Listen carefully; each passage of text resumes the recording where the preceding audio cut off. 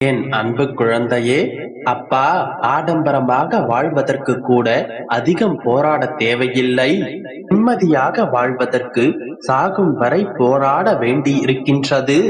நான் உன்னுடன் தான் இருக்கின்றேன், பயப்படாமல் இரு என்று சொல்கிறீர்களே, கூடவே இருந்து கொண்டு நான் படும் கஷ்டங்களையும் துன்பங்களையும் நான் சிந்தும் கண்ணீர் துளிகளையும் வேடிக்கை மட்டும்தான் பார்த்து கொண்டு இருக்கிறீர்களா? என்னுடைய கஷ்டங்களுக்கு ஒரு தீர்வே கிடையாதா என்று கேட்கின்றாய். மகளே, இப்போதும் நான் சொல்கிறேன், நீ கவலைப்படாமல் இரு. நான் உன்னுடன் தான் இருக்கின்றேன். உன்னுடைய வாழ்க்கையில் வரும் ஒவ்வொரு சோதனைகளும் துன்பங்களும் உனக்கான ஒரு பாடங்களை கற்றுக் கொடுப்பதற்காகவே வருகின்றது. உனக்கு வந்திருப்பது எவ்வளவு பெரிய சோதனை என்று கடவுளிடம் சொல்லாதே. உனக்கு துணையாகவே இருப்பவன் எவ்வளவு பெரிய சக்தி என்பதை அந்த சோதனையிடம் சொல். விமர்சனங்களை கடந்துவிடு, பாதை தெளிவுறும். பிறரின் எண்ணங்கள் நீ அல்ல. இருப்பினும் அலாதி கற்பனை உன்னை மெருகூற்றும். பல சமயங்களில் மெழுகாய் கரைந்து உருகாதே, சிதைந்து சிற்பமாய் மாறிட கற்றுக்கொள். குழந்தையே, உன்னிடத்தில் இருக்கும் மிகப்பெரிய பிரச்சனை என்னவென்று தெரியுமா? அளவுக்கு அதிகமான அன்பை பிடித்தவர்களிடத்தில் காட்டும் பொழுது சில நேரங்களில் அவர்களுடைய வெறுப்பிற்கும் கோபத்திற்கும் ஆளாகி விடுகின்றாய். கலங்காதே, யாரும் உன்னை நேசிக்கவில்லை என்று கவலை கொள்ளாதே. உன்னை நேசிக்க உன்னுடைய அப்பா நான் இருக்கின்றேன். உன்னுடைய கருத்தை கடுமையாக யாராவது விமர்சித்தால் சிறிதளவும் கோபப்படாமல் பொறுமையோடு இரு. அவர்களுக்கு பொறுமையாக பதில் சொல்லும் மனப்பக்குவத்தை வளர்த்துக்கொள். என்ன நடந்தாலும் எதை இழந்தாலும் அதை கண்டு சோர்ந்து விடாதே. விரைவில் நீ இழந்ததை அனைத்தையும் திரும்ப பெறுவாய். இப்படி நடந்து விடுமோ என்று பயப்படும் அளவிற்கு வாழ்க்கையில் எதுவும் நடந்து விடுவதில்லை. அதனால் பயந்து நேரத்தை வீணடிக்காதே. அஞ்சு நடுங்கிக் கொண்டிருப்பவனால் சிறிய குட்டையை கூட கடக்க முடியாது. எதற்கும் அஞ்சாமல் துணிந்து நில். வெற்றி என்பது ஒரு மனநிலை. வாழ்க்கையில் வெற்றி பெற வேண்டுமென்றால் அந்த மனநிலையை நீ உருவாக்க வேண்டும். அப்போதுதான் நிச்சயமாக நீ வெற்றி பெறுவாய். விரைவில் உன்னுடைய கஷ்டங்களுக்கு முற்றுப்புள்ளி நான் வைத்து விடுவேன். என்னுடைய பிள்ளையே, நீ சுபிட்சமாக வாழத்தான் போகின்றாய். இது உன்னுடைய அப்பாவான என்னுடைய சுப வாக்கு. நிச்சயமாக என்னுடைய வாக்கு நிறைவேறும்.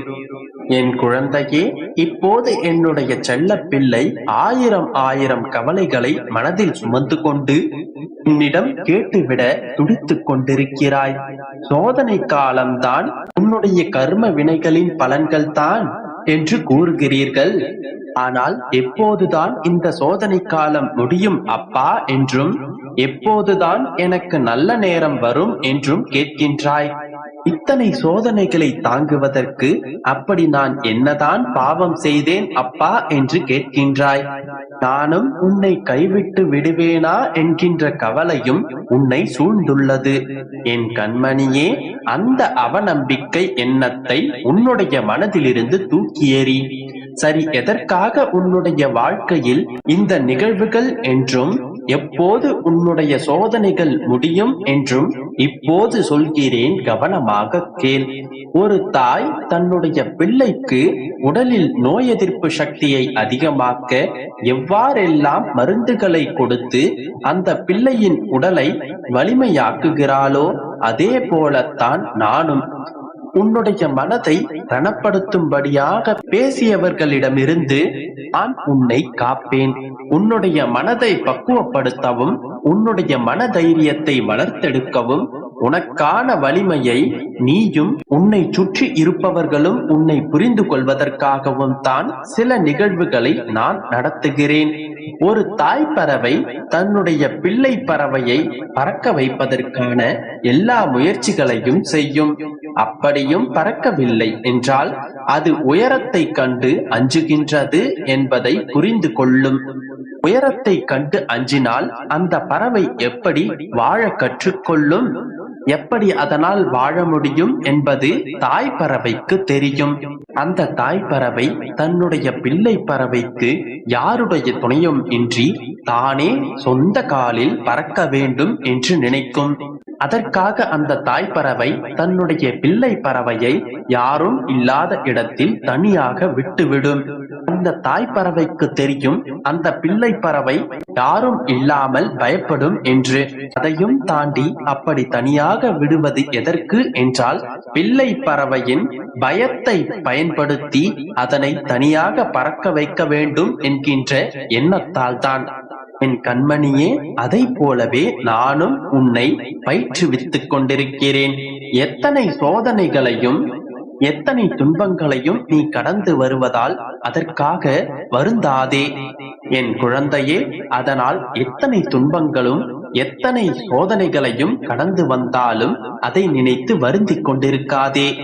அந்த அனைத்து சோதனைகளும் உன்னை பலமாக வாழ வைப்பதற்காகத்தான். இது உன்னுடைய அப்பா தரும் பயிற்சி. இதில் வெற்றி என்கின்ற சொல்லை மட்டுமே நீ எதிர்பார்க்க போகிறாய். இதில் வெற்றி என்கின்ற வார்த்தையை மட்டுமே நீ இறுதியில் கேட்பாய். இந்த சோதனையை நீ கடந்தால் மட்டுமே உன்னுடைய வாழ்க்கையில் நீ தன்னந்தனியாக சீரும் சிறப்புமாக பறக்க முடியும். அதனால் தனிமையில் உன்னுடைய பிரச்சனைகள் உன்னை மூழ்கச் செய்யும் அளவிற்கு இருக்கும். ஆனால் நீ மூழ்க மாட்டாய். ஏனென்றால் என்னுடைய பிள்ளையின் கைகளை நான் எங்கிருந்தாலும் பிடித்துக் கொண்டுதான் இருக்கிறேன். என்னுடைய பரிபூரண அருளும் ஆசீர்வாதமும் அன்பும் எப்போதும் உனக்கு உண்டு.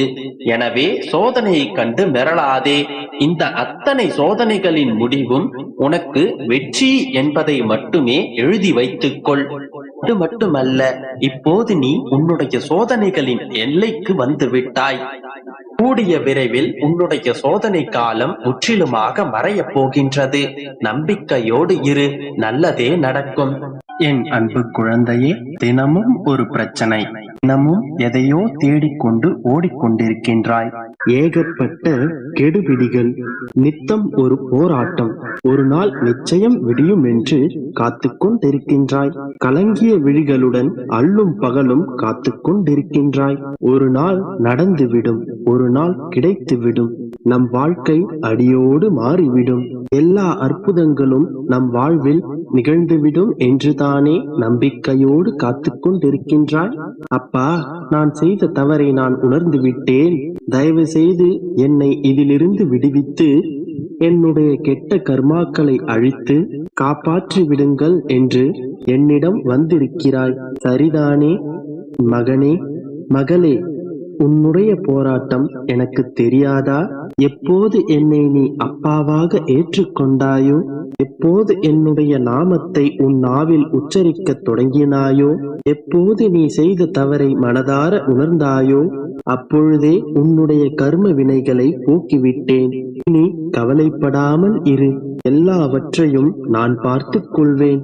படிப்படியாக நீ நினைத்ததும் நினைத்ததற்கு மேலாகவும் உயரப் போகின்றாய். நிச்சயம் விடியும் செல்லமே. உன்னுடைய காத்திருப்பும் பொறுமையும் உனக்கான பலன்களை நிச்சயம் கொண்டு வரும். உனது கண்களில் இருந்து நீர் வழியக்கூடாது. என் மீது உன்னுடைய பாரத்தை சுமத்திவிட்டாய் அல்லவா? உன் மனக்குமரல்களை என்னிடம் வந்து கொட்டிவிட்டாய் அல்லவா? இனி எல்லாவற்றையும் நான் பொறுப்பெடுத்துக் கொள்கின்றேன். எல்லாமும் சரியாகும். எல்லாவற்றிற்கும் நல்ல காலம் கூடி வரும். ஆனால் அதற்காக நீ கொஞ்ச காலம் காத்திருக்கத்தான் வேண்டும். தாமதித்துக் கொண்டே போகின்றது என்று எனக்கும் தெரியும். ஆனால் குழந்தையே, உன்னுடைய கர்மாக்களை கழித்து உன் விதியினை சரி செய்து உனது கனவினை நிறைவேற்றுவதற்கு எனக்கும் சிறிது காலம் தேவைப்படுகின்றது. சோதனைகள் வந்த வண்ணம்தான் இருக்கின்றன. அதையும் நான் அறிவேன். எத்தனை சோதனைகள் வந்தாலும் இதுவும் கடந்து போகும் என்று என்னை மனதில் வை. நான் இருக்கின்றேன். வந்த சோதனைகள் எல்லாம் அந்த வழியாகவே திரும்பிச் சென்றுவிடும். நீ எதை பற்றியும் யாரை பற்றியும் கவலைப்படாதே. உனக்காக நான் ஒருவன் இருக்கின்றேன்.